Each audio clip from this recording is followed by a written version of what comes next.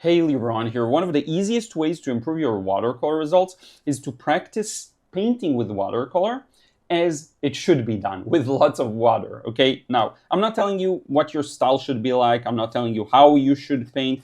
What I'm saying is this is a very easy way of improving, and I'm going to show you just a fun little exercise for that. So imagine we have this ball here. Okay, it's just a ball sitting out there in broad daylight. Okay, now, all I'm going to do is grab my brush, and you can do this right now, right this second, very little setup. I'm going to grab my brush. I'm going to start applying some water here, just some water. Now, what we know is if light comes from somewhere around the top of this ball, let's say a little from the left because we have this cast shadow here, as we hit that area, we're going to start seeing things turn to shadow. So look, very wet paint, and I'm turning things into a shadow. Look at how I'm not dabbing, I'm constantly moving my brush.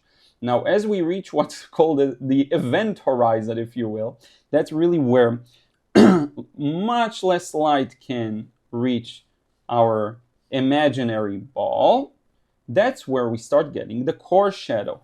Okay, the core shadow is all of this lower section. See, everything that crosses this line essentially is going to be not receiving any light at all. And for this core shadow, you can actually go a little stronger here. So you see I'm mixing on the palette. I'm constantly grabbing more dark paint and mixing, and I am constantly moving my brush. But here's the tricky bit.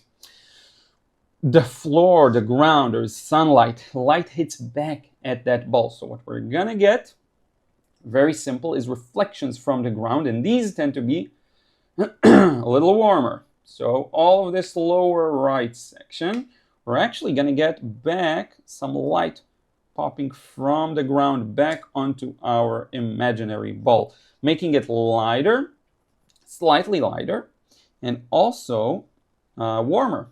Okay, and if you use enough enough paint and water in your practice, you'll eventually create something like this. What is this? This is full of softness and movement. That's what you want. It's light. It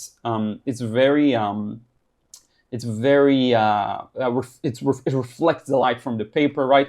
Now, I'm the biggest advocate of painting dark watercolors, so I'm not saying you shouldn't, but what I'm saying is this is a wonderful way of achieving flow and having flow last. And if you're struggling with your paintings, I would first try and master that, or get a good result with that. If you can get a good result with that, I'm going to add a bit of a background here just for fun. If you can get a good result with that, you will be able to apply this to your full paintings. Now, let's imagine we have some kind of trees, foliage, shadow, whatever behind this ball here. Look, I'm still keeping things quite wet, okay, quite flowy. You want to prioritize flow with watercolor if possible, right? Now, if you just want to paint as dark as you see, go for it.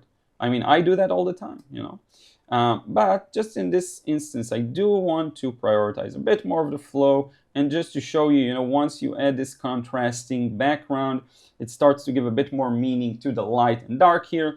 And then you can imagine, that this surface on which this ball rests, whether it's the ground or a dirt road or whatever it is, right? It may have some kind of a warm color to it. And then you can paint that too if you want. But the key is, look, everything I'm doing here is easy because I'm using wet paint, okay? Now let me show you what a lot of people are doing instead of what I'm doing right now. And look, I'm gonna reawaken this shadow. I don't care. Now what a lot of people are doing is they're so zoomed in and honed in on what they're trying to achieve. I have this scrap piece of paper from another demo here that they just end up either with tiny amounts of paint in their brush, and you're trying to really cover a large area while negatively painting, right? So maybe you need to go darker. So you go dark, and you need to really cover a large area. And you don't like this edge, so you start kind of making corrections, and oh, the line isn't straight enough. So you keep correcting, and you keep correcting, and you keep correcting, and you know what? Maybe this color isn't right, so let's darken. But then you don't actually take enough paint to darken, so you end up with paint that's of the same value, but then it's too late, and you'll start getting backgrounds. So this is kind of what happens to most people, and this is tiny, right? Just imagine what happens when you have to paint big, and then you just lose it. So keep things light, keep things flowing. Don't dab, just go like this. One shape, and then for the next shape, you just move, constantly move the brush and apply pressure. Move the brush, move the brush. Don't dab, dab, dab, dab, dab. Dabbing is the devil. Sometimes in watercolor. Sometimes it's necessary, but sometimes it's just so counterproductive. Just get this ball shape.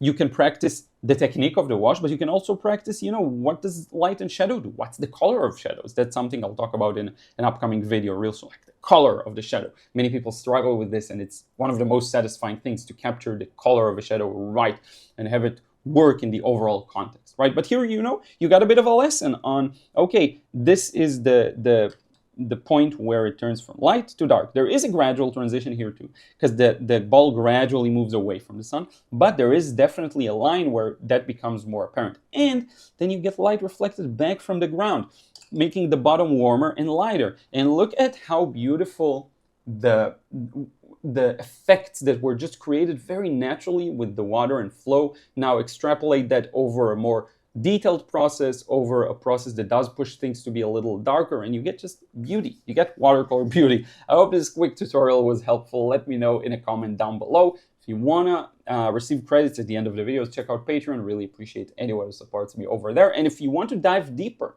on this way of painting, check out the frustration-free watercolor course. I'm going to put a link below. You want to check it out.